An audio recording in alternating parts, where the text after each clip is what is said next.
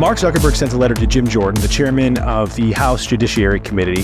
I believe the government pressure was wrong, and I regret we were not more outspoken about it. Yeah, so Zuckerberg's redemption arc continues. Everyone, you get in shape, you get more right wing. It's a fact. I think he wants to do good in the world. He came pretty late with this statement. Now that we've allowed misinformation to be basically a canonically bad thing, the government is using that as an excuse to contact and pressure private companies to censor speech.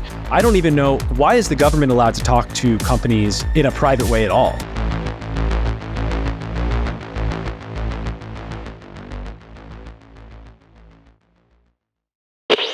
What's up, guys? Welcome back to the pod. We have a special guest co-host and a guest judge later for Pirate Idol. With us, Brad Polumbo, the host of the Brad vs. Everyone pod on YouTube, which you guys should go check out if you like him only.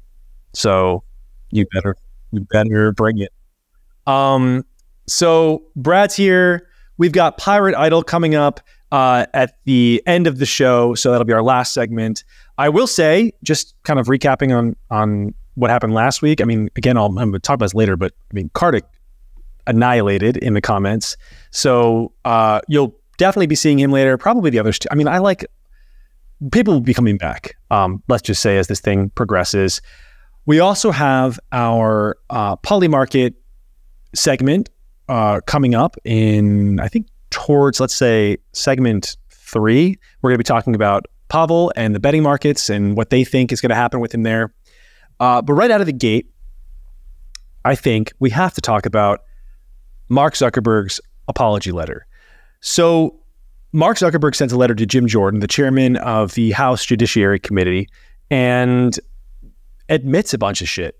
Brad, you just wrote a piece about this. So welcome to the pod, first of all, and then let's just get into it, man. Take us down the Mark Zuckerberg apology tour. Yeah, so Zuckerberg's redemption arc continues, right? All of a sudden, he's going from like establishment dweeb to, at least in the minds of some people on the right, having a little bit of a redemption moment. We can kind of question the sincerity of it later. But what he did just do is, in my view, essentially blow the whistle and reveal the Biden-Harris administration's complete contempt for at least the societal principle of free expression and maybe the First Amendment. So in his letter to Jim Jordan that you mentioned, he explained that during 2021 and the pandemic and everything that went down, they were actively pressured at Meta and Facebook in particular by the federal government, the Biden administration, to take down posts and censor what would otherwise be First Amendment protected speech, and including even parody and satire. So they were going after your uncle's Babylon Bee memes about Dr. Fauci or whatever it may have been. That's what they were doing, right? Talk about a misplacement of priorities. It could have been, I don't know, working to reopen the economy and our schools safely. Took their damn time on that one, but they had more important things. And Zuck is now essentially passing the buck. He said in this letter, I believe the government pressure was wrong, and I regret we were not more outspoken about it. I also think we made some choices that with the benefit of hindsight and new information, we wouldn't make today. Now, he said something interesting at the end of the letter, too. He said, we're ready to push back if something like this happens again. And I think it very well may, guys, because the Biden administration put out a statement in response to this story. And the short version is we did nothing wrong. And we still absolutely think the government should dictate to companies what speech they should allow online. They said in their, word salad, when confronted with a deadly pandemic, this administration encouraged responsible actions to encourage public health and safety. Our position has been clear and consistent. We believe tech companies and other private actors should take into account the effects their actions have on the American people while making independent choices about the information they present. So basically, we did nothing wrong. I was surprised they said anything. They didn't have to say anything. Like, you could have just sat there and ate your breakfast. Like, you did not have to. Better say nothing than say something that means absolutely nothing. So, I mean, we're looking at the evolution of the party from a free speech party. This is the party of what is that famous the nonprofit that the Republicans, I grew up watching, the Fox News people hated ACLU. The ACLU for just like protecting free speech relentlessly, no matter who was saying what. I mean, that was what the Democrats were. We saw the evolution from that to whatever the hell it became throughout the 2020s. It was like a sort of implicitly anti-speech party, but it was never so. It was never official. And we kind of knew, and we've written about the fact that, like, okay, the norms have changed. They really want this stuff, but it felt like you were really attacking them by saying that. Now it's, they're sort of admitting it themselves. You have Waltz, the clip sort of being resurfaced now, talking about what free speech is. You have the party saying that it is totally fine pressuring Facebook into doing this. I think we need to push back on this. There's no guarantee to free speech on misinformation or hate speech, and especially around our democracy. And we have the Twitter files, right? So we already knew they were doing this. This is more of the same. Yeah, we knew this was happening. It's the first time Mark is getting into it. I would say I still have a lot of problems with. I love Mark, like, on principle. Okay, like, I stand for. He built a lot. He's, I think, a cool dude. He just built a giant statue of his wife. That was pretty interesting. He is. I think he wants to do good in the world. He came pretty late with this statement and this information that I would say is very critical. We need to know this kind of stuff. I don't even know, like, why is the government allowed to talk to companies in a private way at all? If they're asking for something without a warrant, we should know about that. And this is something that he should have said. All of these executives should have said this. The government petitions you for private information or to censor someone, and it is like in apparent violation of, if not the law, the actual sort of standard norms of the country, then you should say something. And he said nothing. And now it's too late. And we're gearing up towards the next election. And it kind of seems to me like, okay, well, there's a real chance that Donald Trump is going to win this next election. And what was Mark's like last sort of interaction with Donald Trump, or on the topic of Donald Trump? It would have been erasing him, helping to erase him from the internet back in January of, what was that, 2021? Yeah, so it was after January 6th. So that's the last time that he has been sort of touching the topic of Donald Trump. And I think that there is a chance that he's probably just, hedging here. I'm glad to see it. I think it's a little bit too late. I hope he maintains the integrity. I'm interested to see what he is going to do if the requests come again. It would be much better if it had come at the time and he'd taken a stand and released the emails and said, no, we will not cooperate. I do want to draw one distinction, though, is like there are some things that are not protected by the First Amendment. So if they want to reach out to companies about, child exploitation material or, terrorism propaganda or those kinds of things, I have no issue with. What I have issue with is them identifying posts. And that's what they would literally do. We don't have the details from Meta yet, but we do from the Twitter files. They'd send them links and lists of posts. Take these down is the suggestion. But also, like, when the federal government gives you a suggestion and you're a company that they have this regulatory axe hanging over your neck, right, with Section 230, with a bunch of other regulations, it's not really a suggestion. I mean, it kind of is, but it's more than a suggestion. It's not. We saw it. I was writing at the time that they would drag these people to Congress. While this was happening, they were like concurrently, they were dragging these people to Congress and telling them, we're going to have to regulate or something. It was empty threat, basically, because we have the First Amendment. I just wanted to, the one thing I noticed is that I didn't actually, Brad, this is the first time learning that Biden and Harris responded to that letter. But I was looking at Vox today, and they published an article about the letter, maybe it was yesterday. And they were basically like, we already knew all this, right? Which is kind of like Kamala, it's like a version of Biden's statement as well. And I just wanted to point out that, like, this is totally it's not happening. It doesn't matter that it's happening. It's good that it's happening meme in the wild. Yes. 100%. Right. And I think the other thing I wanted to comment, Solana, is like, yes, Zuckerberg's last engagement with Trump was in 2020 when he disappeared him from the platform. But he also did call his reaction to the assassination attempt when he said, fight, fight, fight, pretty badass in a video. So maybe there's some recently, again, because Trump is going, he thinks there's a good chance Trump could win the election. I think it's fine. I think it's fine to evolve on this stuff. And Mark is separately from Trump clearly evolved, right? I mean, look at the haircut alone. And I think that says a lot. But getting in shape. You get in shape, you get more right wing. It's a fact. It is interesting how your philosophy changes the more jacked you become.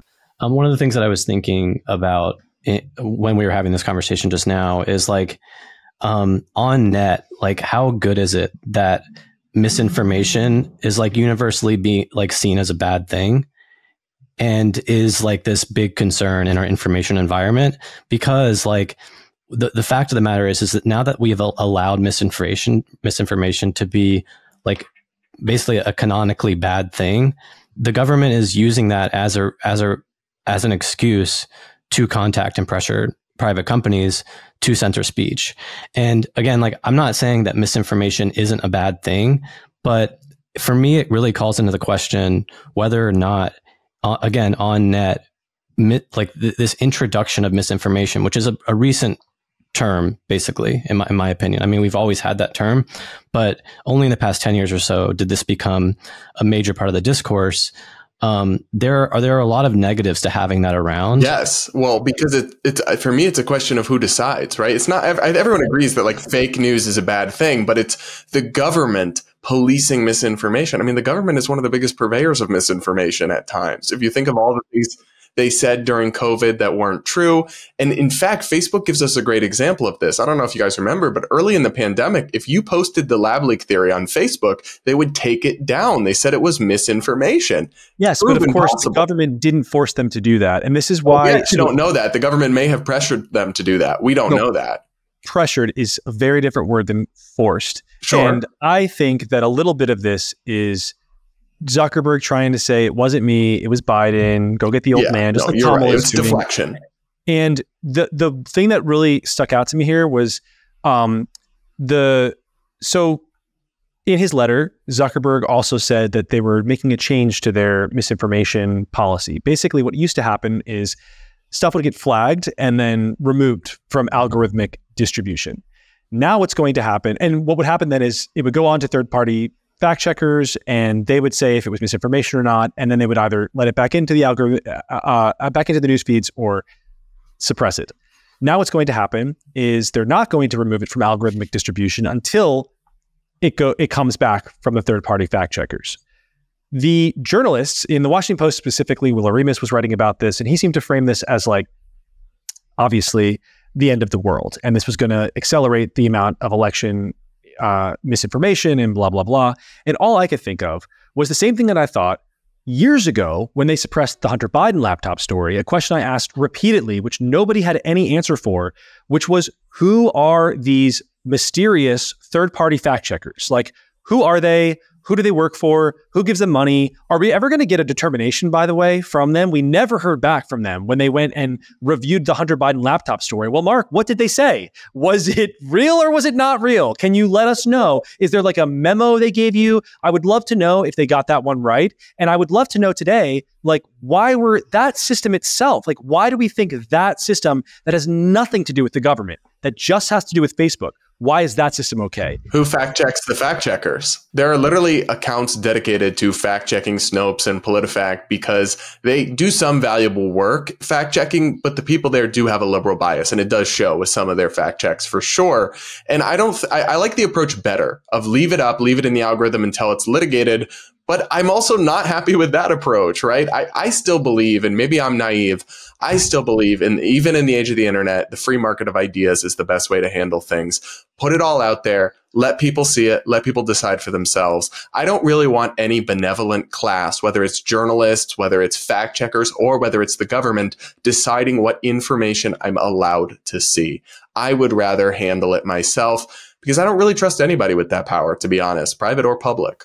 Which is why the letter doesn't, I guess the more I'm talking about it, the more I'm realizing the letter really doesn't do it for me at all. Because the more that I'm talking about it, the more I'm realizing that nothing actually has changed other than Mark is maybe not going to listen to the government, but if his third-party fact checkers and everybody at Facebook at the time and everybody at Twitter at the time and all of their fact checkers, the problem was not that the government was telling them what to do. The problem was that they agreed with the government. Their opinion on what was true and what was not was the same as the people working for the state. Remember, this started not under Biden, but under Trump, which is the other piece of the story that has been just completely erased from the canon. And like, that's when it began. And so I don't know. Like, I feel like, I think that Dorsey has really done a lot to explain what was going on and to take accountability leading up to really assisting. I do just have to point out, because I'm so happy you raised that point. Trump literally asked Twitter when he was president to take down a derogatory tweet from Chrissy Teigen,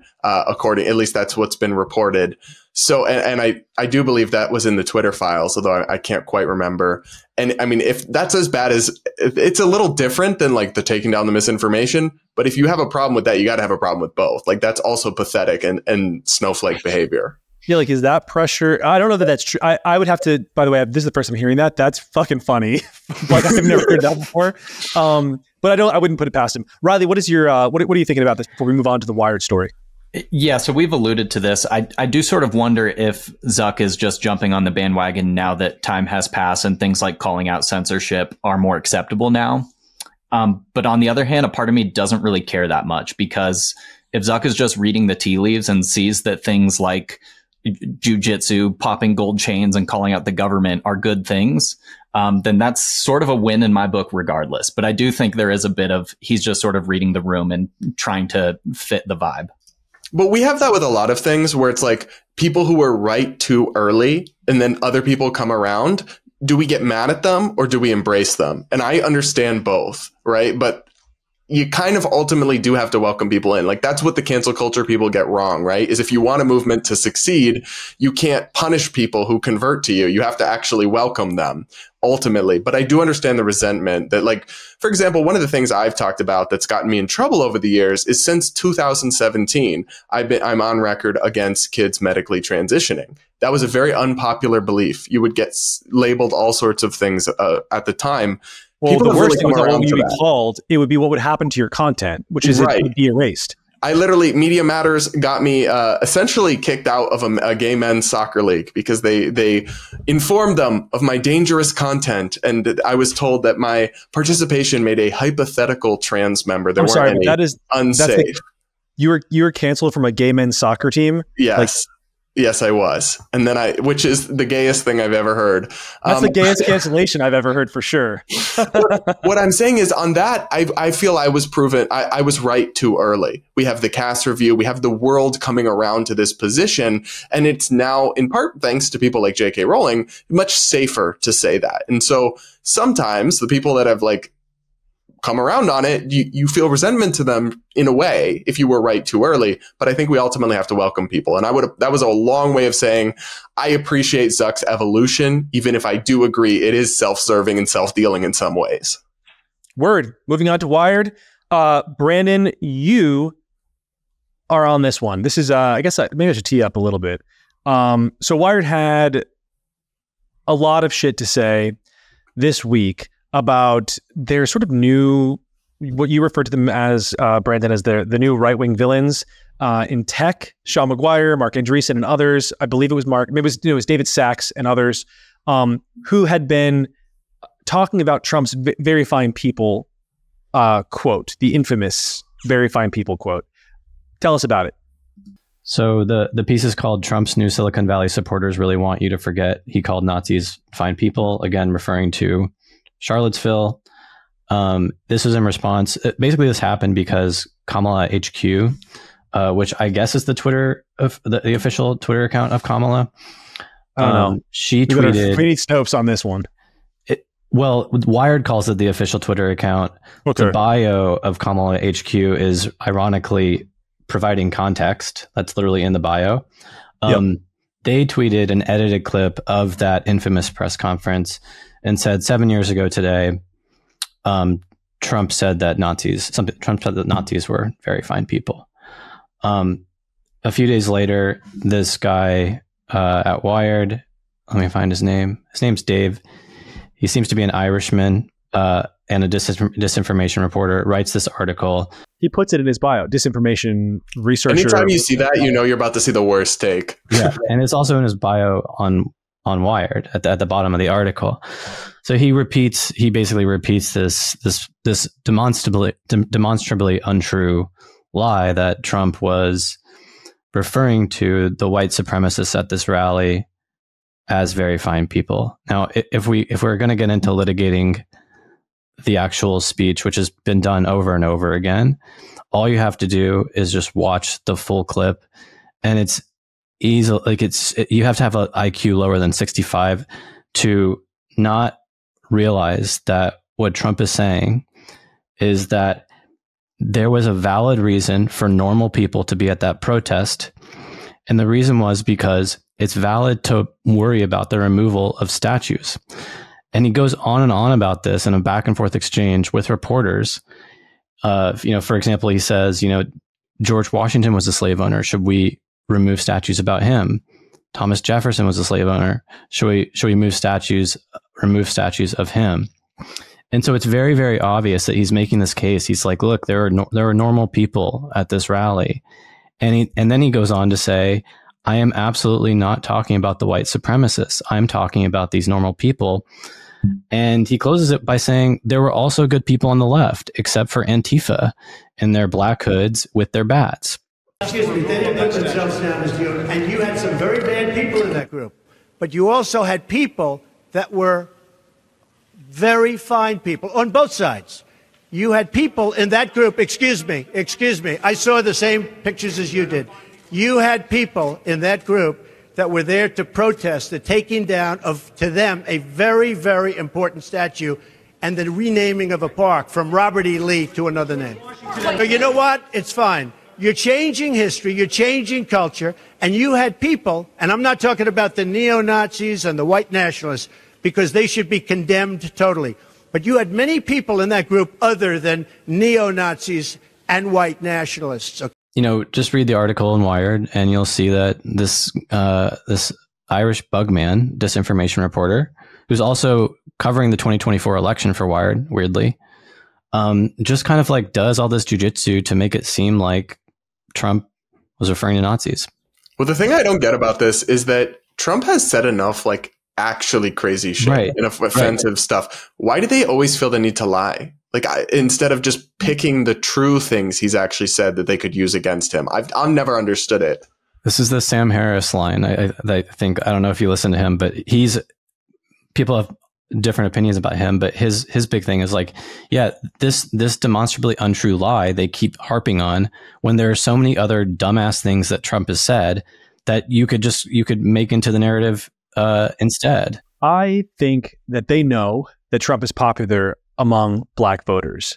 I think that more than anything about him, it's not just, yes, relatively, but it's also a huge difference between him and Romney, for example. That's what I mean by relatively.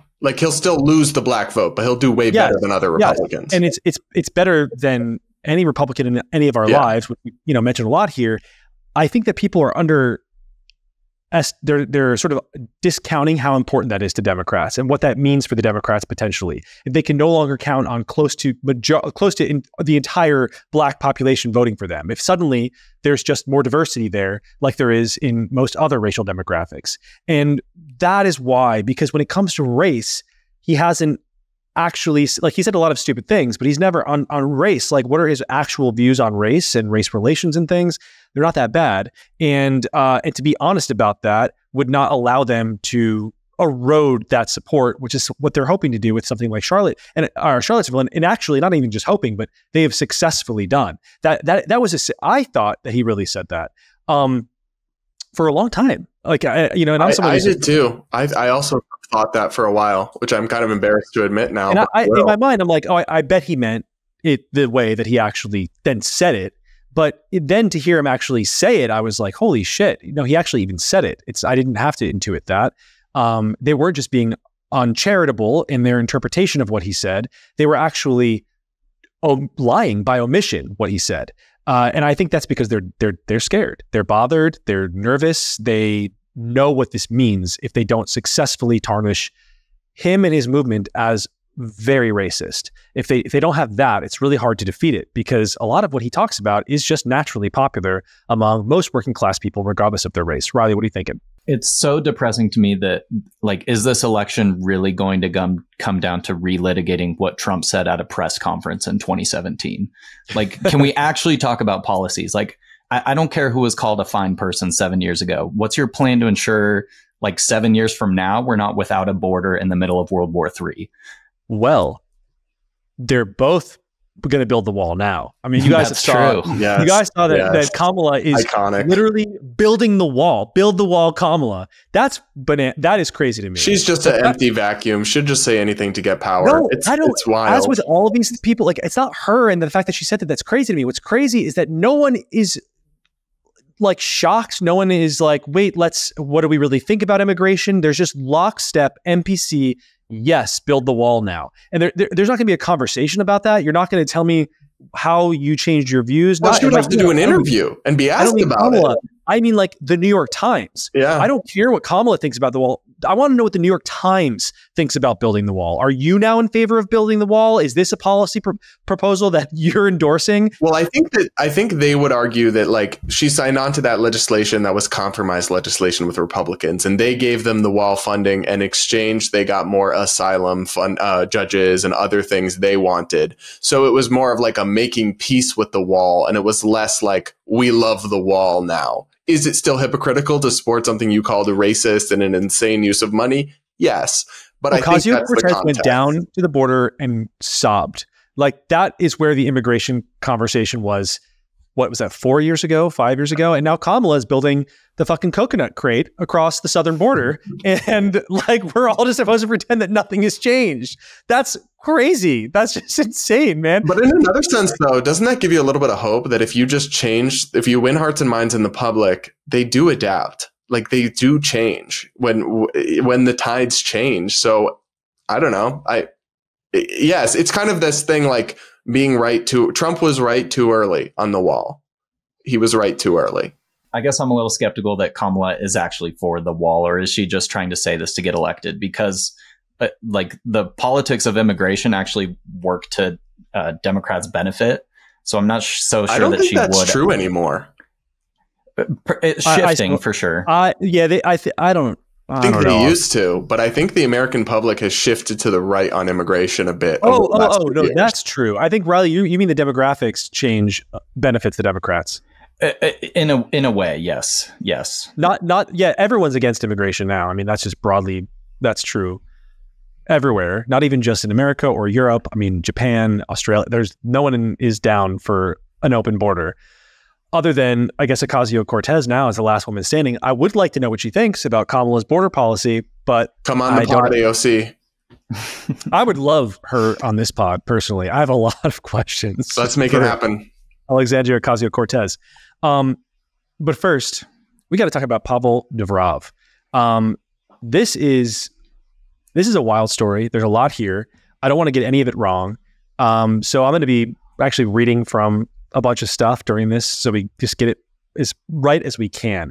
As we are currently speaking, so Pavel Durov is the founder of Telegram, which is a messaging app. He's a billionaire. He was arrested in Paris over the weekend. It was immediately sort of framed as he was being arrested for insufficient spying, not even framed, but reported as failure to moderate, failure to give information to the government, etc.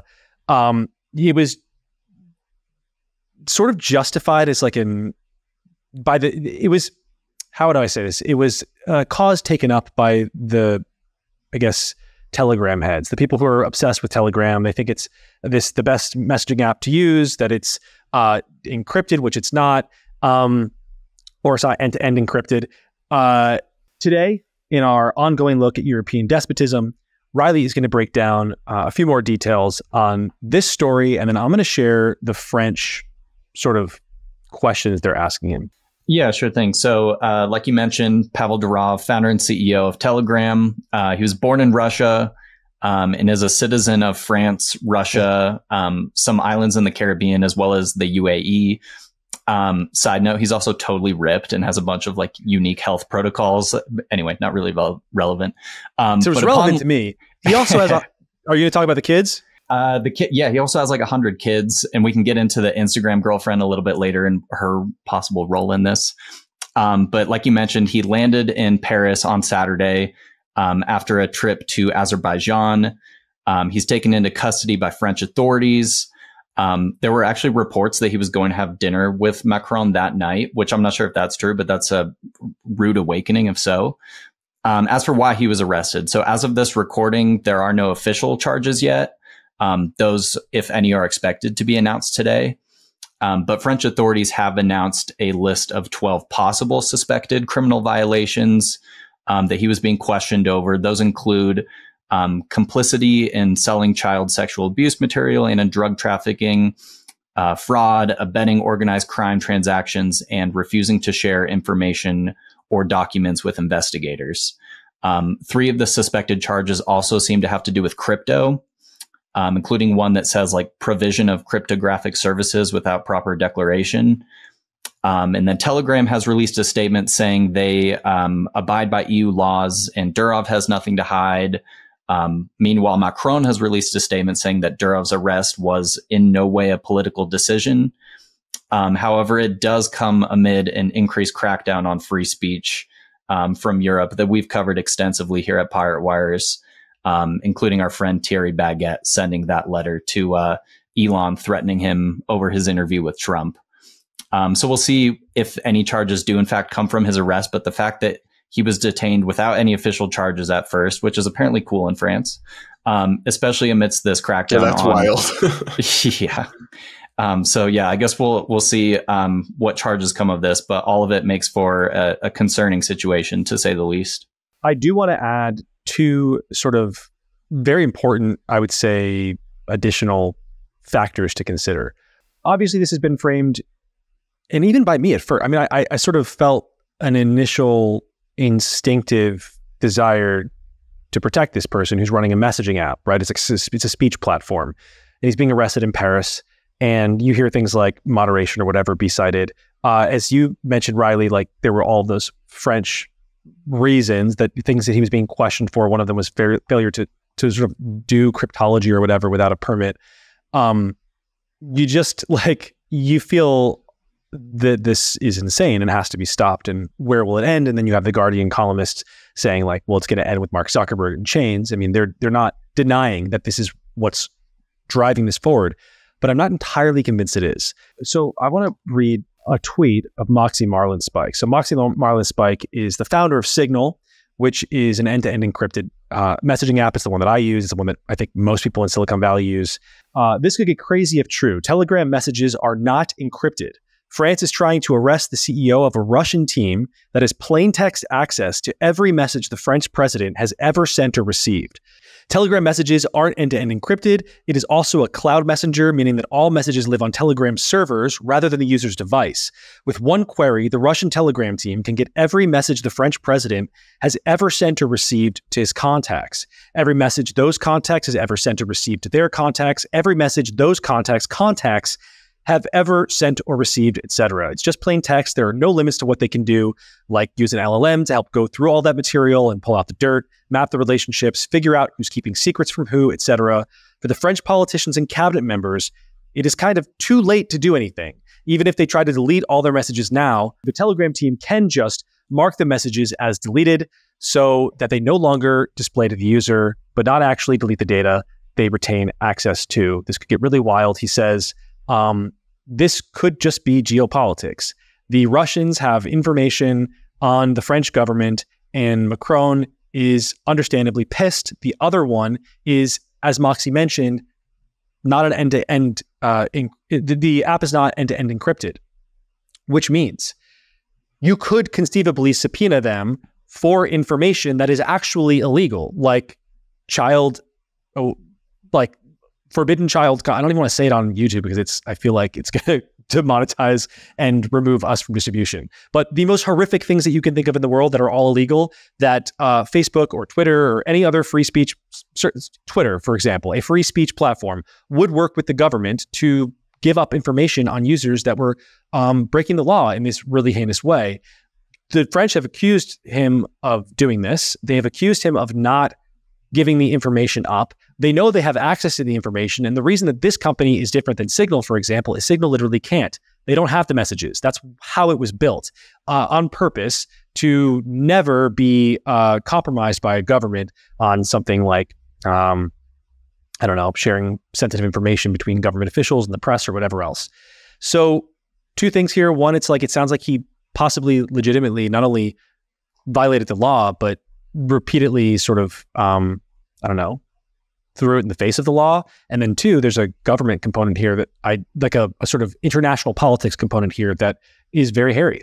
I want to touch on that, because if that's true, right, which I believe you, I don't know much about that, but the French government would essentially be taking a hostage, right? They would essentially be taking him hostage to use him as a chip in geopolitics. That would be immoral and wrong in its own right. It's a totally different thing than the free speech warrior aspect of it. That would also not really be okay to do.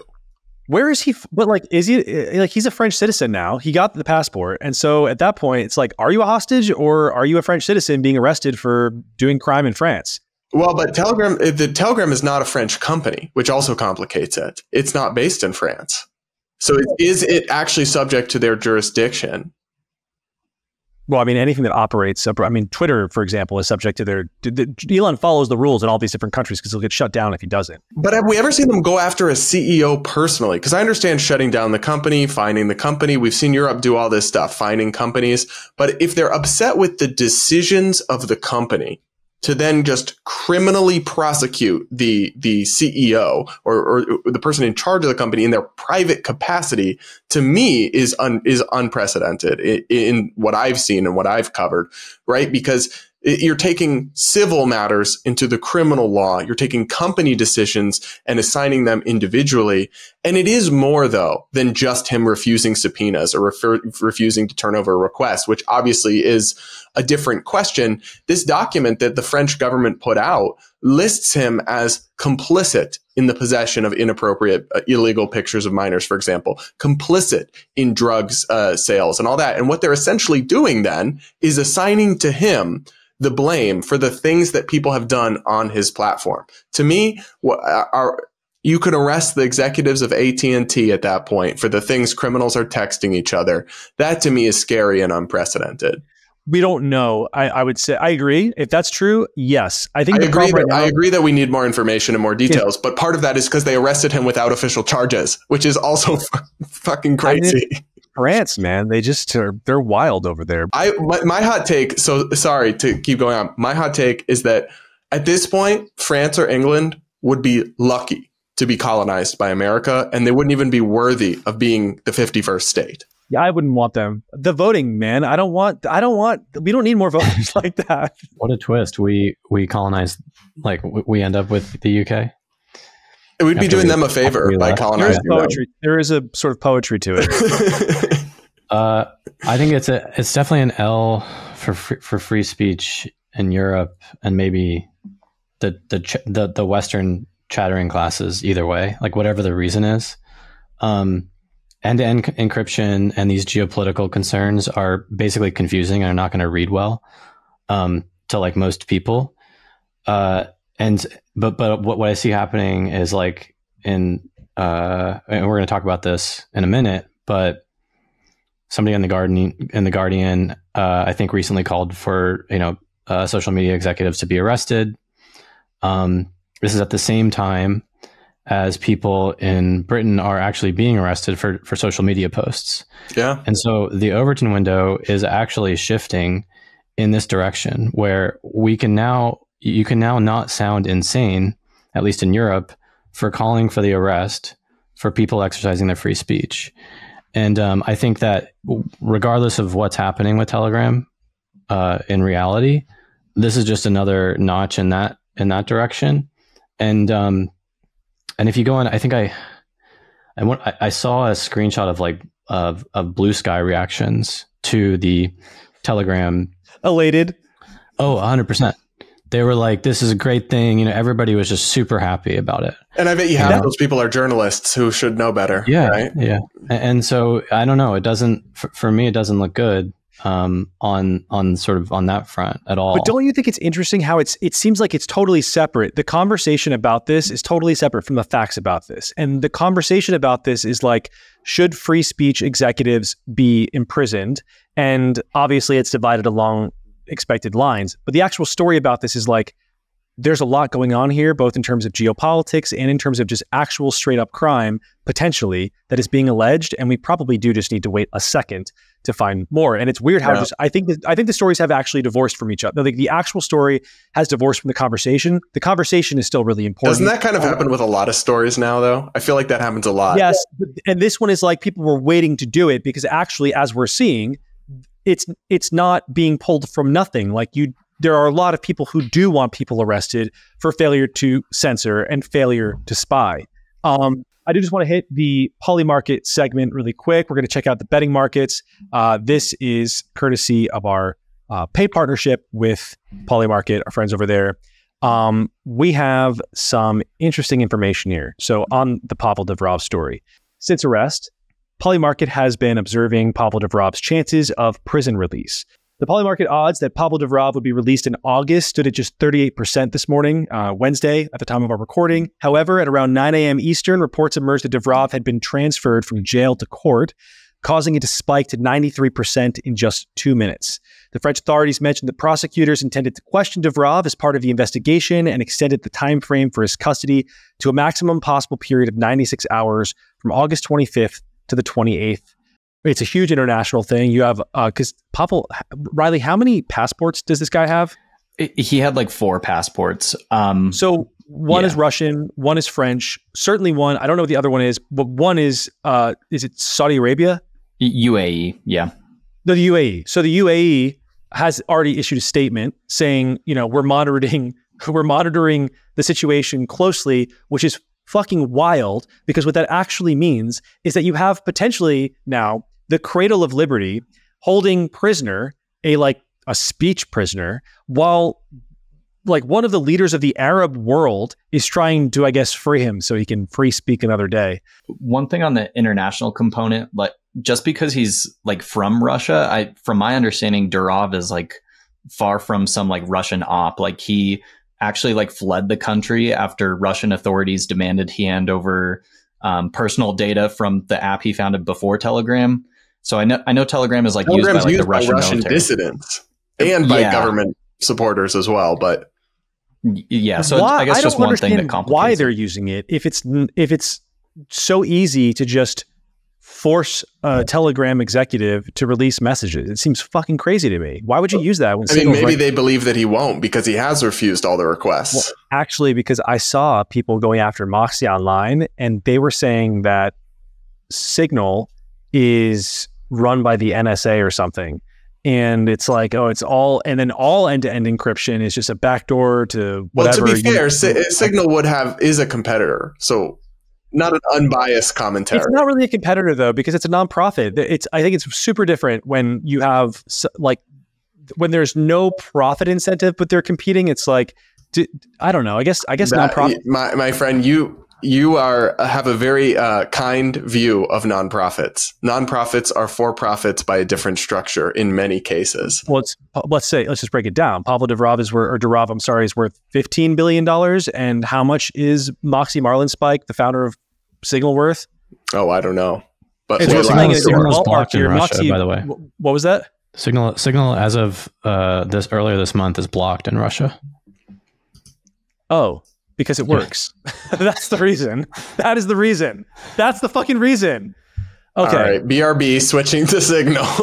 Actually, I don't use either, to be honest. I'm always on full disclosure. This is not even an ad spot. Love Signal. But also that could be on me. I know Moxie defends her, but I just don't put shit in writing anymore. The woman in charge of them now was one of those annoying Google people. Was it Meredith Whittaker? Oh no, she's the president of the Signal Foundation. Oh, he's talking about Catherine Marr too. Catherine Marr is connected to Signal as well. No, is she?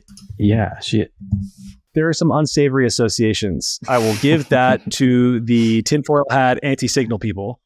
There are some unsavory associations. Catherine Marr is or was the chairman of the board of Signal. We don't like it. That's your official word from Pirate Wires on that. But I still will use that over Telegram, which I don't know. More to come there. But we're also kind of leading directly into our next story here. So we're looking at the odds of Pavel being, stuck abroad for the time being. They seem pretty decent. As we've referenced now a handful of times, there were a pair of stories in The Guardian that really celebrated the fact and kind of took the free speech crusader version of the Pavel story and amplified and then defended it and asked for more. So we're going to talk about that in our Pirate Idol segment.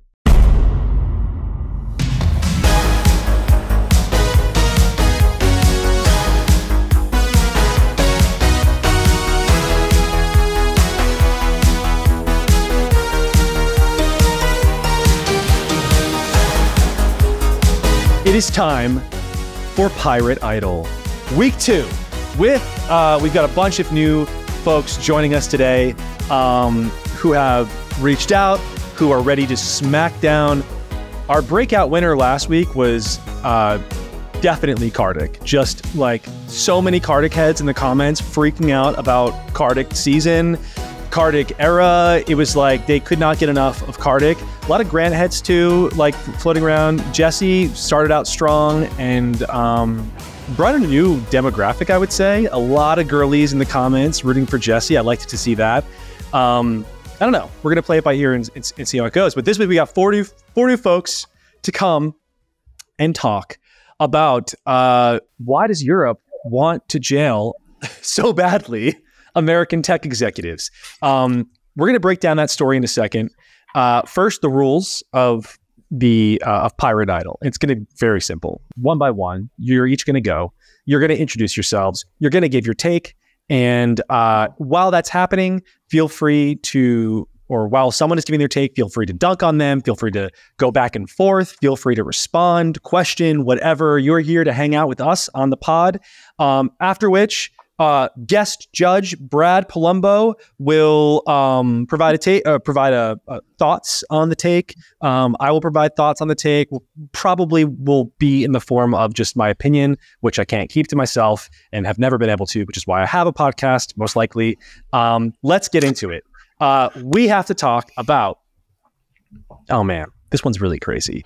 So, I mean, Riley's going to break it all down for you, but I have been following this pretty closely because I thought it was pretty shocking the other week when, or was it last week? It was not that long ago. The Guardian published an op-ed urging the British government to arrest Elon Musk and have him extradited for inciting a riot, they said. It was a tweet. Now, this week, in the context of the story we were just talking about, which was the Pavel Durov, I don't even know it, the chaos, another story has been written. Riley, my good man, wearing an amazing shirt, I should add. Please break it down for us. Sure thing. So your topic today, contestants. On the heels of Telegram founder and CEO Pavel Durov being arrested in France, The Guardian published an article calling the arrest a smart move. The author goes on to say that tech bosses care more about themselves than you, and appears to signal that Durov's arrest also warrants the arrest of other CEOs like Elon Musk and Mark Zuckerberg. The author states, if making an example of Durov is what it takes to get tech executives to think twice before acting, that must surely be welcomed. I mean, they actually said, I will just say before we get into it, it was like I didn't believe the headline. I'm like, I can't just fire my mouth off about this. I've got to actually read this steaming pile of shit because there's no way it's as bad as it has been framed by an editor who wants clicks. It was worse because it was a sad sort of, hey, we probably won't be able to arrest Elon Musk or Mark Zuckerberg anytime soon. I think they used the phrase cart them off in chains or something. However, and the entire piece was just like, how do we get to a world where American tech executives are held accountable by European bureaucrats legally with prison time? Okay, there's a lot to work with here. Let's start. Patrick, tell the people who you are, where you've come from, maybe something interesting about yourself, and then give me a fire take. I'm a VC. Something interesting about myself. I just spent a month in Ukraine. I'm going back next month. Won't give exact dates for OPSEC purposes. Hot take. I mean, I have a lot of broad thoughts on this about like Telegram specifically. But But, I think Europe over the last 10 years has just kind of evolved to a place where it knows that it can't innovate or build anything. And so its new instrument of power is just kind of regulate. And that's its way of remaining relevant. You saw the same thing with COVID. I don't remember the exact details, but they were like coming out with guidelines for regulating the vaccine before the vaccines were even available. And like, I did not see any European-based initiatives to even create vaccines. And if they were made, obviously they weren't successful because I haven't heard about them. Yeah, I mean, that's kind of about it. My funny take here is that there's a new startup market opportunity here for like offshore plane refueling. If you're a tech CEO and you want to avoid landing in Paris or a European country that's going to arrest you, someone should create like a refueling aircraft carrier or something. Just park it in international waters. So if you're on vacation from like New York to Egypt or Israel or some shit, you can just dock there and not worry about getting arrested with your side piece. I mean, we talked about this a little bit in the previous segment. I don't know that he was even there are a lot of question marks, I think, on this one. I'm not sure why he went there, why he landed there, what's going on. I do know that Europe is just, I mean, even I'm sort of thinking, fuck, do I need to stop going to, I'm not really thinking that. But then again, like I take a lot of risks. Too nice. I don't know, Brad, what do you think? Well, I definitely agree with your points. I would love to know, what does your hat say? Struggling to actually read it. It says deep funk and divine intervention. All right. What does that mean? Tell me the story behind that. It's, I feel like I'm a free influencer right now. I have not been paid by the brand. It's a brand called Aquatic Leisure Center in LA. I should add, by the way, Patrick's been on the show before. Patrick, you were in the Ukraine giving your sort of breakdown of what was going on there for us. That was like a couple months ago, I think. And now you're an influencer. Yeah, I'm gonna ask them before you publish this if they would pay me to come on and talk about their hat brand, and then hope that they say yes before you publish it. So, 30-second answer: should we be sending more money and weapons to Ukraine? I am a yes on that. I think it's probably one of the best foreign policy decisions we've made in the last 20 years, which is a hot take. I know that's not what we're talking about, so I don't know how long you want me to talk about this. Do you actually think people need to just literally avoid France at this? Like, is Europe that bad that we need to just, people who are at all controversial, who run major companies, can't go there? I mean, I would be worried, honestly. I think that what are they going to arrest you for? Tell us the crime. Oh, I don't want to, because who knows? This isn't encrypted, so I would message you on Telegram, but now I'm not so sure. You shouldn't message us on Telegram, as we've already uncovered. It's not end-to-end encrypted, which is a whole other thing. I want more, Patrick. I want more from you. I want more from Ukraine. I want more from Emmanuel Macron. Rob, tell me, I don't know, what do you think about the fact that, I mean, really, it's like The Guardian. This is a British journal, first of all. So we tend to blame, I'm the problem. It's me. I tend to blame American journalists for everything. I do want to draw a distinction here between American journalists and British journalists. As we discussed a little earlier today, even some of what we think are American journalists are actually just terrible British, or let's say Irish journalists in the case of the Wired story. But The Guardian is a British, I don't know if they would call themselves a tabloid, but I certainly will. And they're kind of out I mean, it's weird to have multiple pieces now arguing for this. It's definitely a common opinion at this point abroad. Certainly British politicians are reading this. European politicians are reading this. They're thinking, should we be harder on, I guess, American tech executives? What do you make of it? Right. Yeah. Well, first thing I'll say as a proud Irish American is we do not claim that Wired writer. I think it's obvious. It always has been that Europe does not have the respect for free speech. They obviously don't have a First Amendment the way we do. But there's very clearly sort of a political agenda to this, because if the so-called thought crimes or the issues with this platform is how the users are using it, and Pavel's, I guess, inability to step in and do more to content moderate. I mean, he's not nearly the only person to do that. And obviously the other targets of this article, Elon Musk, Mark Zuckerberg, who just came out and said, yes, it was wrong for us to censor COVID misinformation. They're not the only three platforms where bad things happen. They're not. One of the big accusations that's getting lobbied at Telegram now from France is child sex exploitation. I mean, I wrote a story about a month ago about these vigilante pedophile hunters who catch, I don't know if you guys seen these, they catch and they beat the shit out of these guys. Almost all of them find their targets on Grindr and Tinder and these apps. And I haven't seen anyone say, oh, arrest the CEO of Grindr, arrest the CEO of Tinder, because there is no political agenda. Those aren't the places where, you know, people in Gaza are spreading anti-Israel messages. People in Russia are spreading anti-Ukraine messages, and vice versa.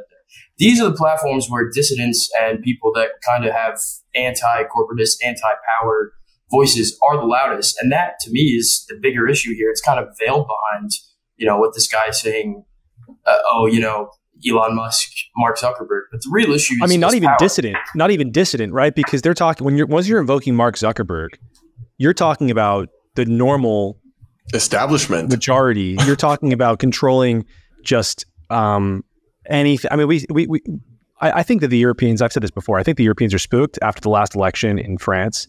I think they think that there could be a huge shift in politics across the continent, mostly due to immigration. And I think that they're right. I think that if left to actually some sort of fair democracy, there would be a tidal shift abroad. And I would have to stop making fun of Europeans, which I would hate. Macron's afraid to even, install a prime minister. It's been like 2 months now since he called that snap election and fucked up, and now doesn't have a government and he doesn't know what to do. I mean, Rob, is there any other walk of life where we so easily, or not we, but I guess the European authorities in this case, blame the platform rather than the actual person doing the thing? So the idea, right? I mean, if people sell drugs, and they use Facebook Messenger, do we blame Facebook? If I use my cell phone, do we blame Verizon for the crime? Right. I mean, it seems like an aberration to me, this approach. But I liked your examples with Grindr and Tinder. I hadn't thought of those. But do we apply this logic like anywhere else? I mean, you can subpoena phone calls and things like this. There are phone records, rather. You can say, but we don't arrest the Verizon executive. Exactly. I think if they didn't turn over the records. What about Apple? What about the CIA trying to get into? Would be probably arrest. If they failed to answer a subpoena, they'd probably be. I'm assuming there would be some sort of legal recourse. In that San Bernardino shooting, however long ago that was now, didn't they say no? Didn't they say no? You can't. We're not going to give you access to the phone. Oh, so access to the phone. I'm pretty sure you can get access with a subpoena, and you can certainly get access to Facebook messages with a subpoena, and you can certainly get phone records, like records of calls and things with a subpoena. All of these things with a subpoena, I thought that was like pretty settled.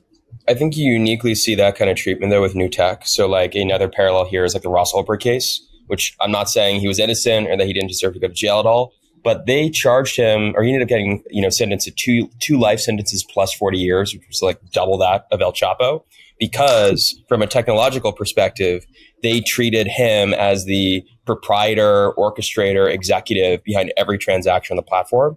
As in, obviously that hasn't been applied to eBay, which basically Silk Road was eBay for drugs. And so I think you're seeing something similar play out with Telegram right now. One interesting caveat that I'm kind of interested in seeing people talk about, because I just don't know about it, is I think Telegram is not encrypted by default. And that creates like kind of an interesting legal situation where the company does kind of have to respond to subpoenas in the US and in Europe for like child porn and drugs and stuff like that. And I think the way that Signal can avoid that is it's encrypted by default. And their argument is we can't do anything about it. We can't do it. Yeah. And so they kind of put themselves in that position. So this is on the Pavel case, you're correct. But I think the broader thing here, which is what's interesting about the Guardian piece is that we're not talking about the realities of the Pavel case as you were just about to, and as we did earlier in the episode. What they were talking about was the kind of what quickly became the Free Speech Crusaders version of the Pavel case, which was like he was and I say that pejorative. It's not. I'm a free speech crusader. Yay, free speech. I'm crusading for it right now. But a lot of us were very quick to be like, this man was arrested for the crime of, insufficient censorship and moderation. And probably that's part of it, I do think. The Guardian piece was saying, I think there's an argument to me that's not entirely true, that there's like a lot, this is a complicated story. We're going to learn more today. Actually, the French government's going to release the charges. I think it's probably part of it, but the Guardian piece was just like, yes, and that's great. and we should do it more. Like there should be more of this. It should be it should be Facebook. It should be Elon Musk.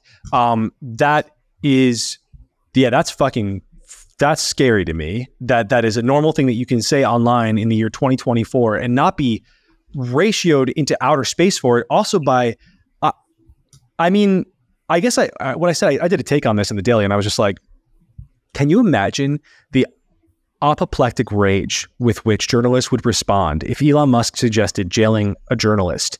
It would be you would have never seen anything like it in your life. And this is just falling on deaf ears. You can just say something this extreme, as Mark Zuckerberg should be in jail. Rob, before we move on, I didn't have you introduce yourself. Tell the people who you are, sir. Rob McGreevy. I'm a reporter at the Daily Caller. You can find my work there. I'm happy to be here. And I've got to say, I do like a real reporter in our midst. Sanjana was that. And I don't like to do a lot of research. Clearly, I like to just fucking say things and have people say, no, you're wrong, and here are the facts. It's just my way. Great. Moving on. Molly, who are you? Where are you from? Yeah.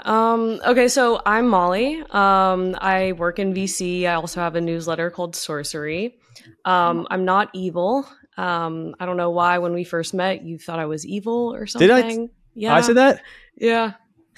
You look slightly evil. I'm always worried about, I'm suspicious of everybody who online. My assumption is that it's that actually Game of Thrones thing where Cersei Lannister says to her son's like, the evil son is like, are the Starks our enemy? And Cersei says, everybody who's not us is the enemy. And that's how I survive this internet hellscape. But I now know you, and I don't think that. Okay, cool. Well, okay, so this is a big topic, and it's also like super dense. Given the context that you guys already talked about it in the segment and kind of broke it down, based on the actual like allegations and criminal activity and like all of that, I guess what we're going to talk about is like the construct of a journalist asking to jail a very big media exec. Okay, so Pavel is like what they say is the Mark Zuckerberg of Europe. Okay, so he fled Russia. He ended up in Dubai. He has like 4 passports, 100 kids. Like he's always shirtless and is just like this extravagant, man. And so, I don't know if that's why France is like jealous, and that's really why. From the nation of skinny fat. That's a good. Exactly. I like that take. Yeah, they're just jealous. I don't know if that's why they're jealous, but anyways, in a more serious note, it's kind of like a weird delineation of like how media has just kind of taken this road, and they just want to be billionaire haters and continue to regulate and take people down. You'd think like cancel culture would be over, but I don't know if this is like matter of media getting so constrained. I mean, there's bankruptcies like all the time. Like these companies are going under. None of these journalists are paid well. It's a hard environment. You have to continually put out hot like heat pieces and just take people down. Like that's kind of what has become of this. Now, trying to take down more billionaires, whether that's Elon Musk or Mark Zuckerberg, is another thing. Elon Musk, for example, like he pulled out X out of Brazil because he was actually like I think they were like talking about arresting him there. So like this is not like one of his employees, I believe. So I think they shut down their office there because and they fired everybody because the Brazilian government was threatening to arrest ex-employees. And so he was like, then we can't have employees in Brazil. It's that simple. But I think the platform might still be there until they shut it down. Yes, it's there. Yeah.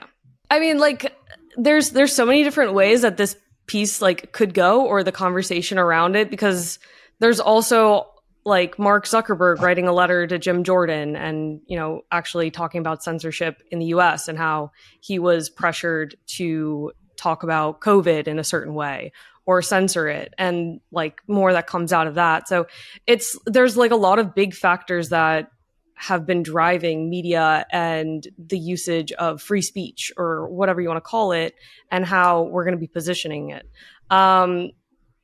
I would say like it's very hot to go after these big tech titans, and I don't know if it's because they're a huge target, but it just kind of makes journalists look bad. Like it's like not a good story. Like I'm just surprised like we're even talking about this, honestly. Like when I saw that, I was like, but isn't The Guardian kind of like a trash magazine? Like I don't know what that is. When I was in college, so obviously professors are 90% communist. And this guy, he ran our social sciences department.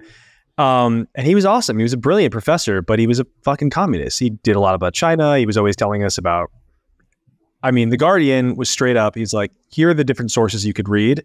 The Guardian was one of them.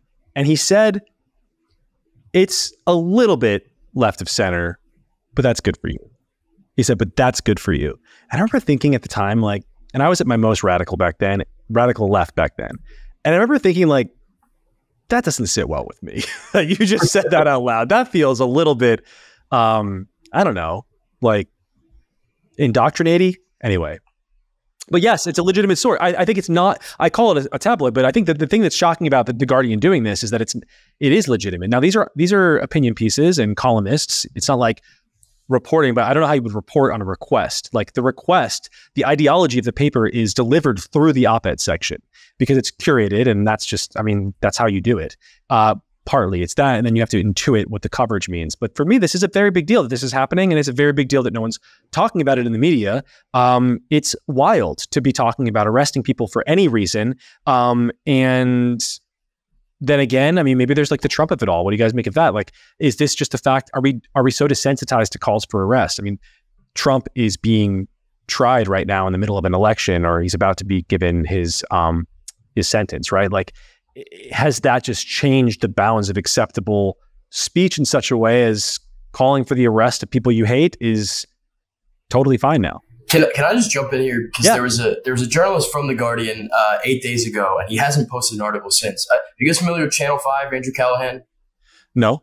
It is a pretty popular YouTube sort of news content, tongue-in-cheek type deal.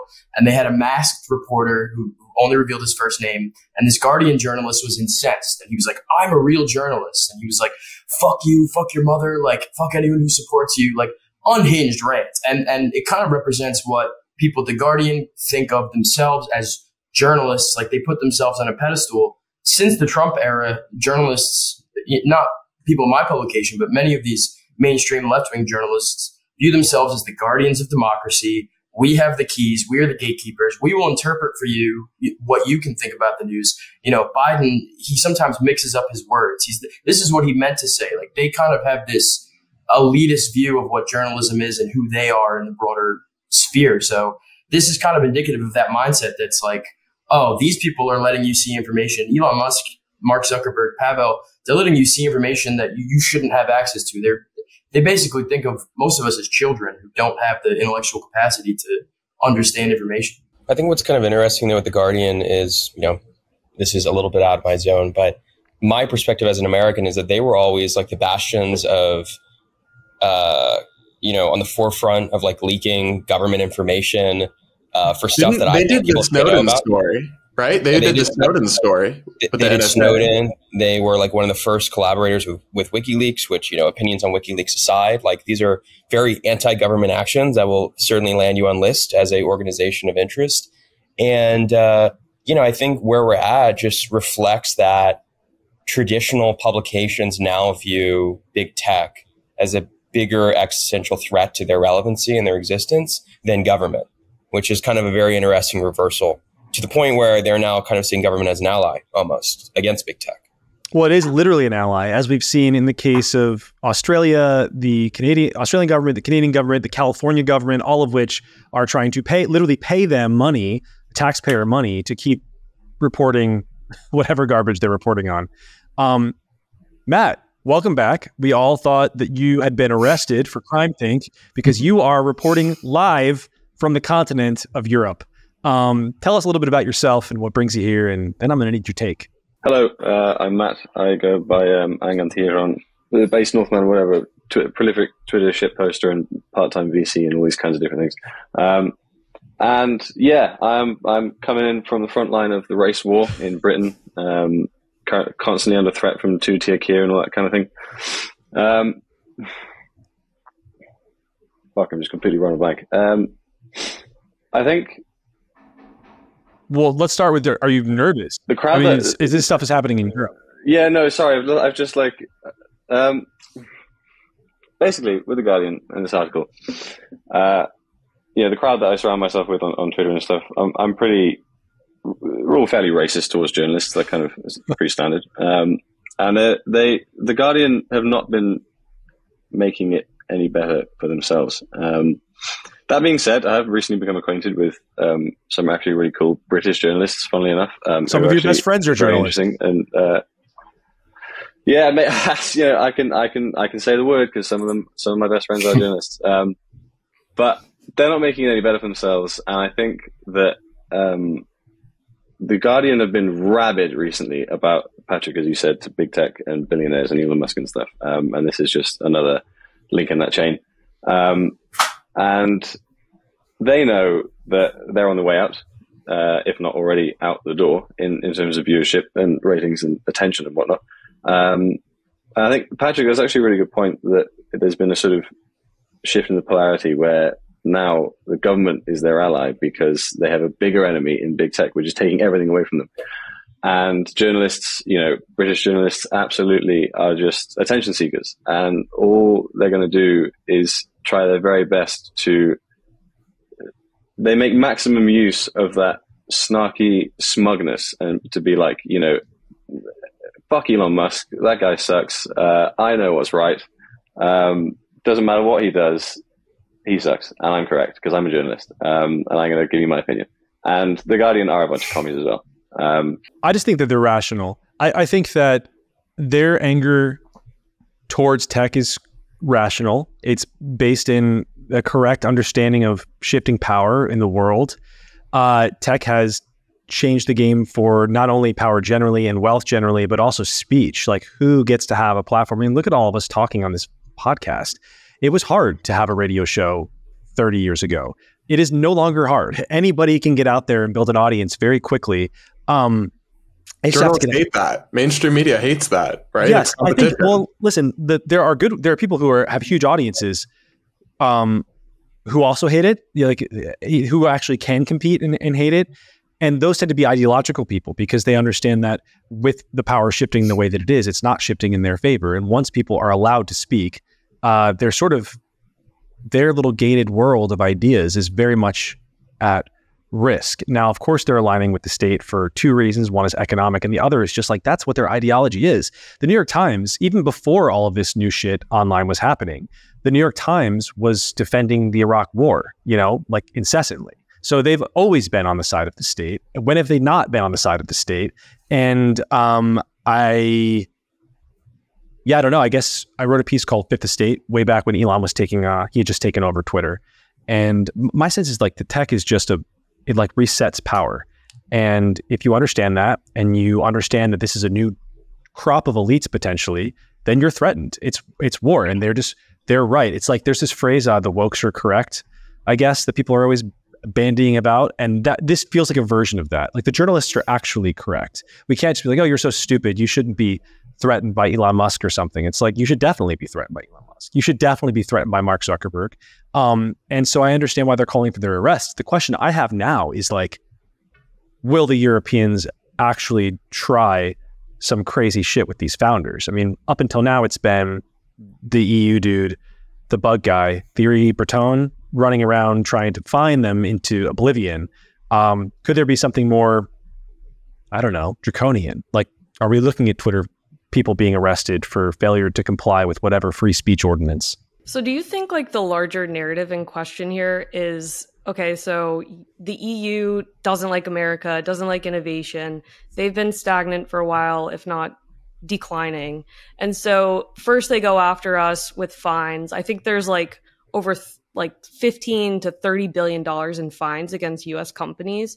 Now their next move is going after imprisoning US tech founders. And that's the next move. What is the end goal here? I mean, I think they're going to try and do the fines. And it's a great question. And I think that they're going to wait and see if we pay the fines. I don't see any world in which Elon Musk is giving Thierry Breton money. I just don't think that's going to happen. I don't think he has it. I don't think Twitter has the money to give him. And I don't think that if they had the money, he would give it. And it's a game of chicken right now. So there's a question of like, are we going to pay the fines or not? And if we don't, are the companies going to be shut down or not? And I think probably that's the direction that we're headed, especially if Trump gets in office, because I think that Trump is going to be throwing down the gauntlet when it comes to retaliatory tariff policy and things like this. You know, like, oh, you're fucking with all of our tech companies. Well, now we're fucking with all of your tech companies. Even Canada is doing that. I mean, did you see that Canada is doing 100% tariffs on Chinese electric vehicles? Yeah. This is on the heels of limiting the amount of like third world low skilled workers. It's like, how is this like the world is changing very quickly. The politics of North America are evolving rapidly. That's all stuff that could have gotten you fired in Canada for even saying out loud a year ago. Yes, even I mean that guy who's eating the apple. What's his name? The apple. Pierre. I love that guy.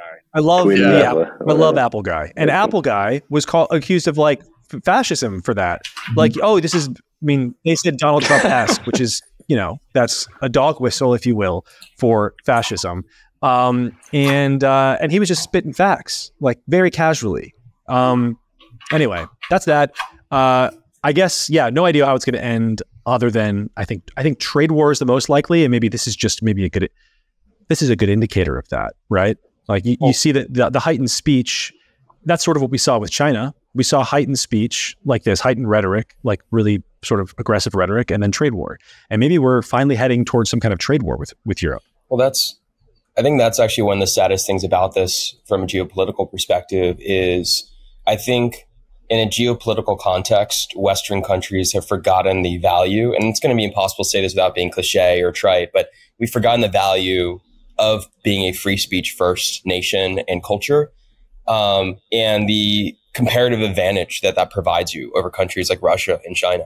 Like we're basically responding to, you know, their nation state involvement, you know, whether it's Russia and election claims or TikTok, things like that, by just kind of instituting their policies, right? Like we're becoming more draconian, we're becoming more pro-censorship, when we should be leaning in the opposite direction. But also, by the way, in an offensive context, like maybe this is my hot take on this one, but we should be like funding Siberian independence groups. We should be distributing flash drives to Uyghurs in China. We should be, encouraging pro-democracy, pro-free speech groups in all these countries. And instead, we're just kind of on the back foot. Hillary Clinton, 15 years ago, I think, said every single American tech company should be trying to force through American free speech norms. That was what the Democratic platform was under Hillary not too long ago. Maybe that was a little bit longer. It might have been like 2008. Wait, that was, yeah. So around then. In a very short period of time, there's just been a total evolution from that point. The idea was that we would use our sort of soft power and economic power to normalize our values abroad. And the opposite is happening now, especially with things like Disney and China, that relationship there, the NBA, where we're sort of by way of economic forces absorbing their norms. I mean, our movies get censored so they can appear in Chinese markets rather than telling them, no, fuck you, we're going to make our movies how we want, and you can either run them and buy them or not. Shout out to Tom Cruise, by the way, for keeping the flag of Taiwan on his jacket and getting Top Gun banned in China. Pretty based. Shame about all the crazy cult stuff. I'm in favor of the cult stuff. I'm not. I love it. Keep it dark. Fresh. It gets bleak. Fresh. Keep it interesting. Yes. I want more religions. If someone wants to be a Scientologist and like you're promised a planet or something after you die, I think that's cool. I also think there's a lot of abuse that happens in it, though. That's the problem. It's not just a belief that happens in regular religions. I was raised too. Catholic. Yeah. Nothing happened to me personally, but I know that abuse happens in all of the different religions. Not with the same degree. Catholicism? Yeah, I mean, we're like, I don't know about that, man. Maybe you're right. I just think the midichlorian thing they have there is like with the testing of you and stuff. Like that's interesting. I think we're gonna have. I was thinking about doing Scientology testers at a Redicon. Make America clear again. Yeah, I want to be tested. I want to see how close to the alien. They're thetans. I'm sorry, midichlorians is Star Wars. I want my thetans tested.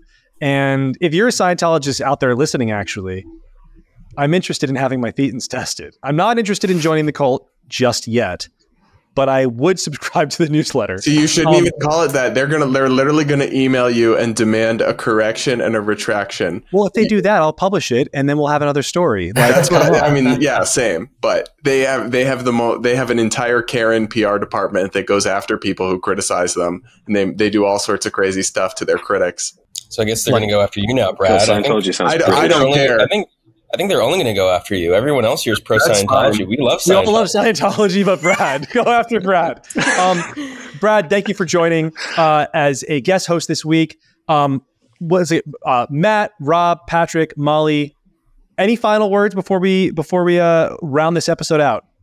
I would like to say that I'm an EU accelerationist, in that the things that they're doing are going to directly lead to their complete downfall and fragmentation. So I want that to happen as fast as fucking possible. That I like. We should bring you back to the European segment. Sorry, Rob, continue.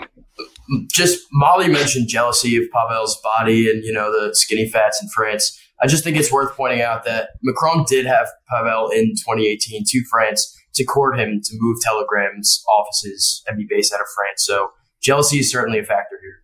To court him? You wretched his body and then to court him. And there's allegedly in France, they say that his wife is actually a man. Exactly. So you think he's gay? And there's a sexual component to all of this. I think he thought it was good business to have Telegram in France. And also if he got a little hanky-panky on the side, he wouldn't mind that either. Which, who can blame the man? Anything else, Patrick, Molly? Just based off of that, I have nothing to do with that. Don't bring me in. My last words, free my boy Pavel, free my boy Ross Ulbricht. That's it. Yep. And free speech. And free speech. Tell us who you liked in the comments. Tell us who... I don't know, what you wished we had talked about. Tell us what you want us to talk about next week. Tell us what you think about Pavel being arrested and the threat of Elon being extradited. Just tell us something. It's been real. Goodbye. Catch you next week.